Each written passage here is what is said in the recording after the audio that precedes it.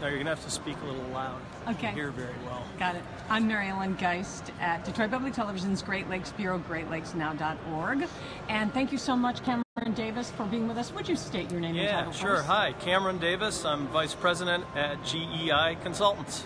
And you used to be extremely involved in the Great Lakes. Tell us a little bit of your history in case no one has heard of you before. Okay, sure. Well, first of all, I'm a dad of two, and that is my proudest achievement. But for the Great Lakes, I was President and CEO of the Alliance for the Great Lakes. And then in the Obama administration, I had a few roles. One of them was to coordinate the work of 11 federal departments, and then to also be the White House's liaison to Congress on congressional issues, mostly for the Great Lakes Restoration Initiative, but other things too. We are at the 15th Annual Great Lakes Restoration Conference in Buffalo. First time I've been in Buffalo, and they're featuring so many of the cool changes that have happened along the Buffalo Riverfront. They just gave a lot of talks about the economic value of the Great Lakes Restoration Initiative, and there have been some amazing revelations here today. So maybe we could just start with that. There's been so much discussion about it. It looks like the funding is saved, but tell me where things stand right now. For the funding? Yes. I am also confident that the funding is going to be safe when it comes to the Great Lakes Restoration Initiative at $300 million. The House has fully passed that $300 million. We're waiting for the Senate to take it up. However, I think the real threats to the Great Lakes are when it comes to the EPA's budget and reducing staff. You need staff to be able to administer these critical programs. It comes through deregulation as well. So even though the Great Lakes Restoration Initiative could be safe at the $300 million level, there are all of these just as important programs around the GLRI that really have to be protected as well. What are some of the biggest concerns? We've had so much talk lately about the problems with algae in Lake Erie. We're up here in Buffalo where there's not as much of an issue like that, but when you think of other big problems facing the Great Lakes right now, what worries you most? Well, there are big problems like invasive species and things like habitat loss, but the big problems are the ones that exacerbate those problems. And by big problems, I think we're looking at several things. Number one, I think we're looking at the political climate. I think we're looking at climate change as well. And all of those things are linked to the economy too. When the economy doesn't do well, then the states and the feds have less of an ability, and municipalities, and the list goes on, have less of an ability to make the Great Lakes as a front and center priority for public health. Today we're here with something like 300 people representing millions of people all across the Great Lakes region. They're all doing incredible work. But we get together at these conferences sometimes, and I get feedback as I cover these conferences, and they say, what comes out of that? What action comes out of this? What comes out of conferences like this? You've been to so many in your lifetime. Yeah.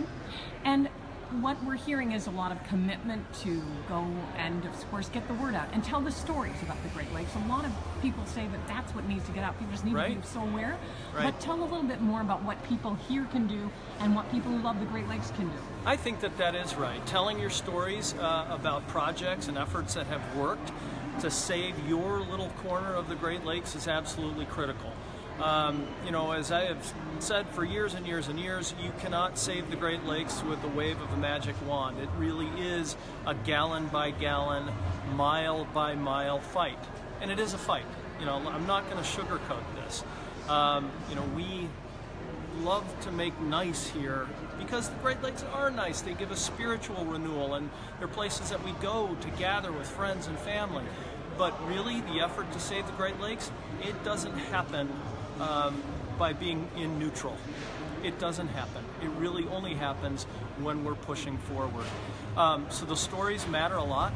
Talking to people who don't necessarily agree with you or don't understand why you do what you do is really important. It's just human nature to want to kind of gather and talk with the people who already agree with you. We've got to get beyond that. So those are some of the things that I think can be really helpful from the conference. The other thing too is to just remember, because it's easy to always want the new shiny thing. The effort to save the Great Lakes is a slog.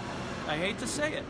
You know, it's not glamorous, it's not sexy. It is a year by year continued push forward. And that's why this conference is invaluable, because it gives people the chance to remember why they do what they do. And what they are doing it's vital, beyond vital.